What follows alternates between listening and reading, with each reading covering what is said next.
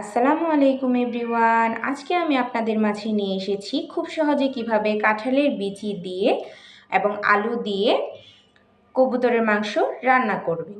এখানে আমি নিয়েছি পরিমাণ মতো তেল, একটা পেঁয়াজ কুচি, পরিমাণ মতো পেঁয়াজ রসুন ও আদার পেস্ট।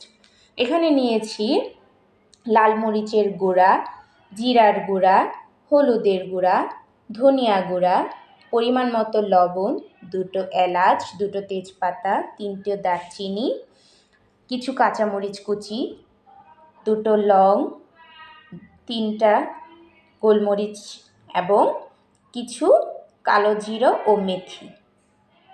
চলুন তাহলে এখন চলে যাওয়া যাক সরাসরি। প্রথমে আমি গ্যাসটা অন করে দিয়ে দিচ্ছি এখানে পরিমাণ মতো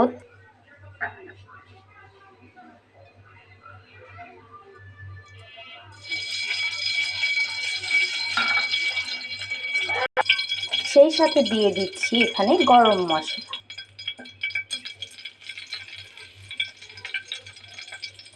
গরম মশলাগুলো একটু ভাজা হয়ে আসলে আমি এখানে দিয়ে দিচ্ছি পেঁয়াজ কুচি, এর সাথে কালো জিরা ও মেথি।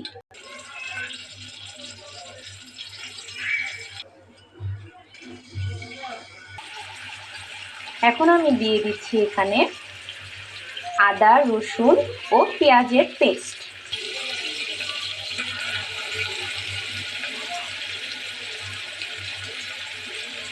মশলাগুলো কিছুক্ষণ ভেজে নিচ্ছি।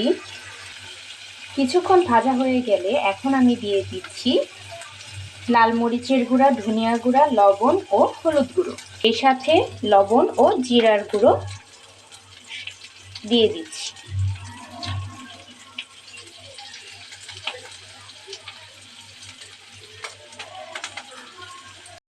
সামান্য একটু পানি অ্যাড করে দিচ্ছি যেন মশলাগুলো পুড়ে না যায়।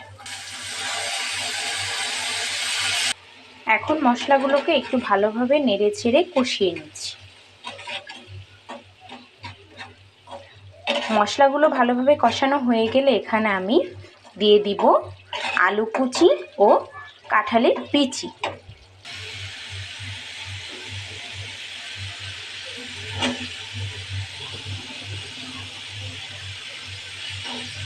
এখন আমি এগুলোকে ভালোভাবে নেড়ে ছেড়ে মিশিয়ে নিই।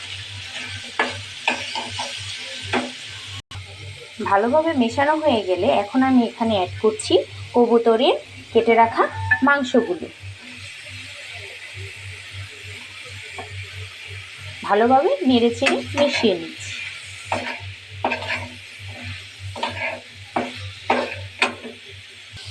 এখানে আমি সামান্য একটু পানি অ্যাড করছি মাংসগুলো ভালোভাবে কষিয়ে নেওয়ার জন্য।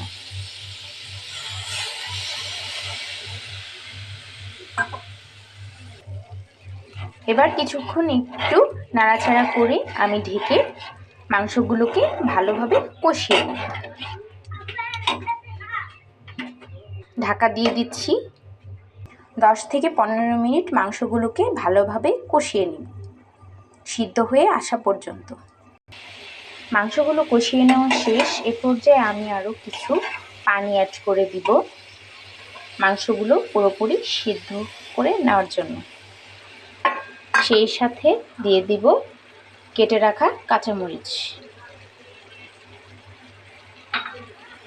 এ পর্যায়ে ভালোভাবে নাড়াচাড়া করে ঢাকা দিয়ে রাখবো মাংসগুলো পুরোপুরি সিদ্ধ হয়ে আসা পর্যন্ত।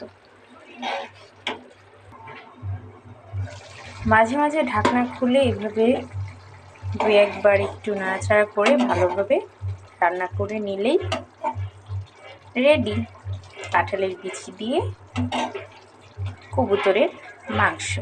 চাইলে আপনারা এটাকে গরম ভাত, পরোটা, রুটি বা পোলাওয়ের সাথেও খেতে পারেন। সবাই বাসায় অবশ্যই একবার ট্রাই করে জানাবেন কেমন লাগলো আমার এই রেসিপিটি,